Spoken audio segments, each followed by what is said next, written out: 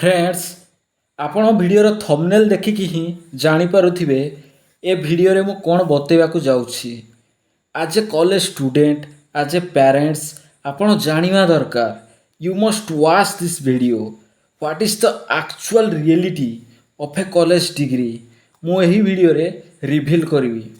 जदि आपण कॉलेज रे पढ़िया पई चाहुचंती, डिग्री डिप्लोमा करिया पई चाहुचंती किंबा कॉलेज रे पढ़ुचंती किंबा जदि आपण कोनोसी स्टूडेंट रो भी पेरेंट्स एही वीडियो को देखुचंती देन आपण जानिवा दरकार what is the actual value of a college degree or is it valueless. चलंतु एही वीडियो रे जानिवा। Let's begin.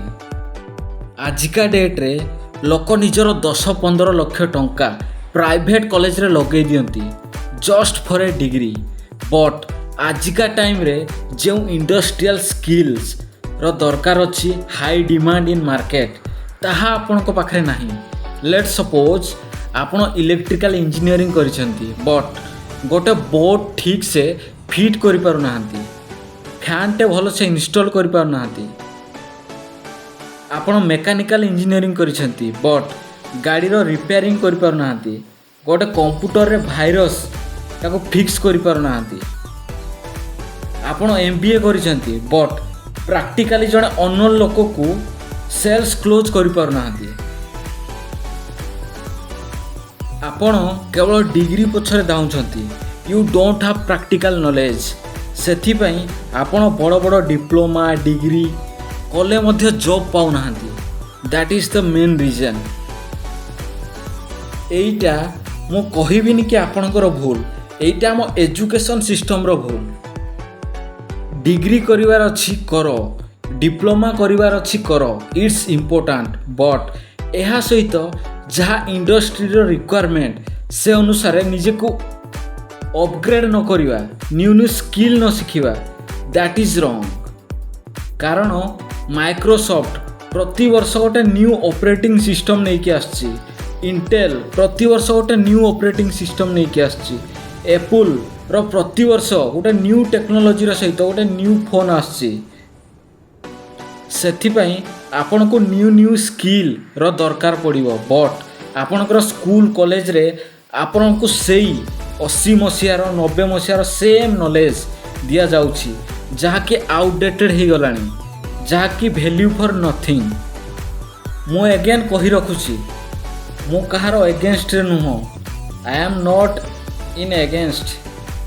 जहाँ फैक्ट मु यहाँ कहूनी कि आपण कॉलेज जीवा बंद कर दियो, no it's important but side रे निज इंटरेस्ट हिसाब रे स्किल मध्य शिखुतांतु as per industries requirement, right. एहा मु कोन पाई कहूछि, आपण जेतेबेले जॉब पाई इंटरव्यू रे जिबे सेतेबेले जानि परिबे, रियलाइज करि परिबे आजिका डेट रे स्किल ओरिएंटेड जॉब अधिका बाहरुछि ना कि डिग्री ओरिएंटेड। जदि आपण को पाखरे बोथ डिग्री अछि आ प्लस राइट स्किल अछि then you are selected in the interview. But जदि आपण को पाखरे डिग्री अछि but you don't have any skill, don't have any practical knowledge, then you are rejected in the interview, right. You are not perfect for this job. जदि पारुछंती आपण निज वैल्यूएबल मनी लक्ष लक्ष टंका प्राइवेट कॉलेज रे वेस्ट न करी गोटे शॉर्ट कोर्स करंतु, गोटे राइट स्किल सिखंतु, what may be that skill जहा कि हार्डली केते हजार टंका खर्च हबो आउ ताको शिखिया पाई मध्य कम टाइम लागिवो। वन्स आपण ट्रेंड हे गले, स्किलफुल हे गले, पैसा आपे आप आपण इनकम करिया स्टार्ट करि देबे, राइट।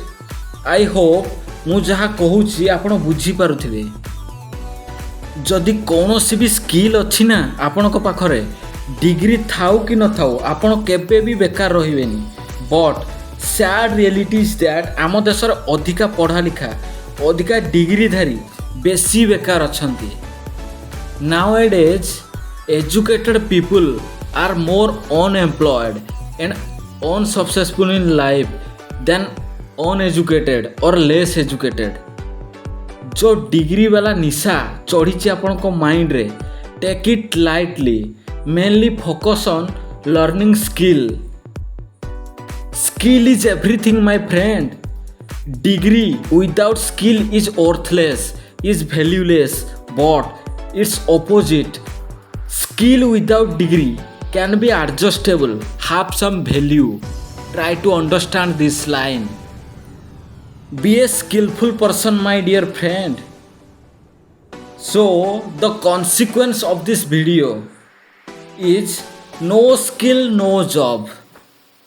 Friends, भिडियो कमेंट करके जनइबे भिडियोटी आपको केमिति लागिला। एमिति नॉलेजेबल वीडियो देखिया पाई चैनल को सब्सक्राइब करके रखंतु। At last thanks for watching.